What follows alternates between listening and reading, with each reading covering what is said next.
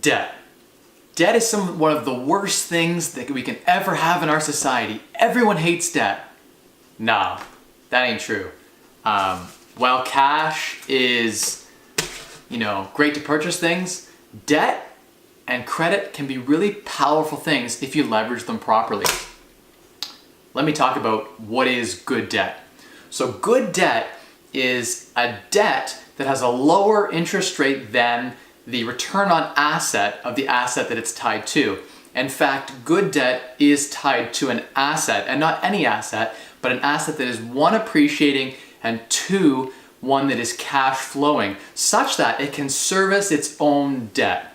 So let me explain what that means. If you go out and you buy a car on debt, and if you borrow at say 7% against a car, all cars depreciate. Over time, depreciation means they decrease in value. So you're buying against an asset that's say worth, let's say $10,000. You buy a car with $10,000. In 3 years, has the car paid for the interest cost of the debt? No. It creates no cash flow. Assuming you don't use your car for business expenses, it creates no cash flow. And so, that would be an example of a bad use of debt. You're buying an asset that produces no cash flow and is depreciating. So after 3, 4, or 5 years, the asset might be worth $4,000 or $5,000 instead of $10,000. The difference being you just lost $5,000 in depreciation over the time you owned the car, as well as the loan was not serviced by the asset, and there was interest on that asset. So a really bad use of credit, a really bad use of leverage, and a bad use of debt. So that is bad debt. You go out and you buy something on your credit card and it's a consumer purchase and you plan to not pay that balance off at the end of the month, that's bad debt. You go and borrow debt, I would argue, to go to post-secondary education like university, college, or into a program like that, like a coaching program or anything like that. Again, bad use of credit. That is bad debt. Yes, you could argue it might help you earn more in the future, but it does not service itself, it cannot service the debt, and it does not appreciate. And it's not even tied to an asset. I mean, we can argue it's an intangible asset, but education really does not produce any cash flow immediately, nor is it an asset you can go to the bank and say, hey, I'm gonna sell this asset to repay this debt at any given point in time. Now, let's talk about good uses of debt. There are several good uses of debt, and in fact, the way that I was able to unlock financial independence and become a millionaire that much faster at the age of 24 was through the power of leverage. And so leverage is a really amazing thing. Leverage is the concept that you could take $1 and buy $5 worth of assets with that dollar. That is so powerful, so impactful when you're borrowing in today's interest rate environment. So in today's interest rate environment, you could borrow at say 3-4% interest on an asset like real estate that will produce 10-12% total return on asset. And so what that does is when you're levered, say you put 20% down, you're levered 80% loan to value, you levered 5 to 1, right? With a 20% down payment, you'd be levered 5 to 1. Every $1 of yours, right?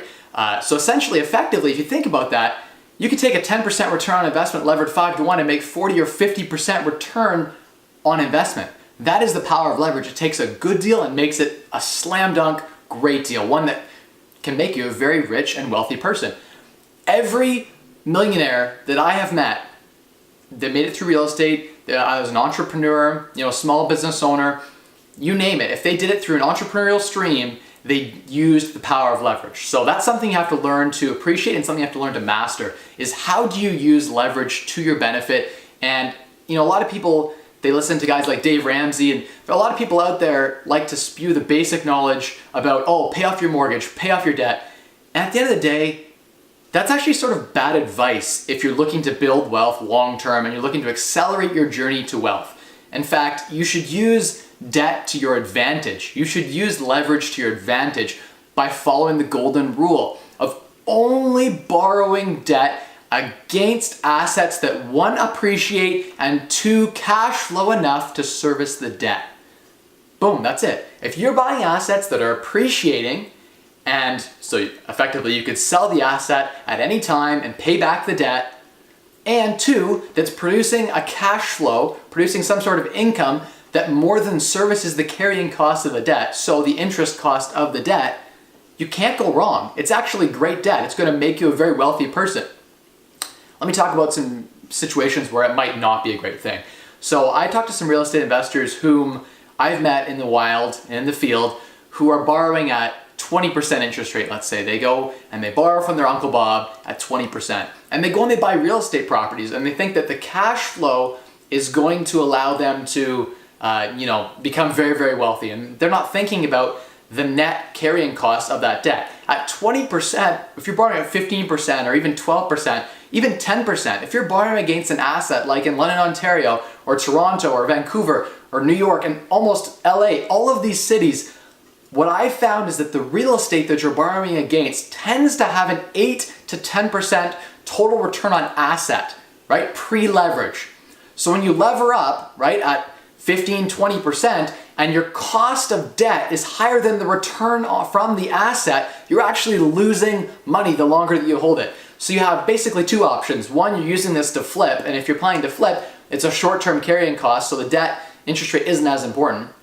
And you're gonna pay that debt off really quickly by selling the house. Or two, you're planning to renovate the house and refinance it at a lower interest rate, and again, pay off the debt quickly. Because it's not sustainable to hold high interest debt against assets that don't return a high enough interest rate to service the debt. So that's it. At the end of the day, guys, the power of leverage. I want to hear what you guys have to say about debt. You know, I know it can be a really tough thing to acquire, right? A lot of people talk to me about it's very, very hard to get home equity lines of credits or unsecured lines of credits or secured lines of credits or mortgages on rental properties and investment properties. But the truth is, it's one of the most powerful weapons you have in your arsenal to become wealthy today. Use the power of leverage, unlock financial independence for yourself so you can become 25 times and you can be free. So 25 times and you're free. That's what it's all about, and I'm helping you guys here with these videos. I'm trying to help you guys spend less, earn more, and maximize your returns. Thanks for another video, guys.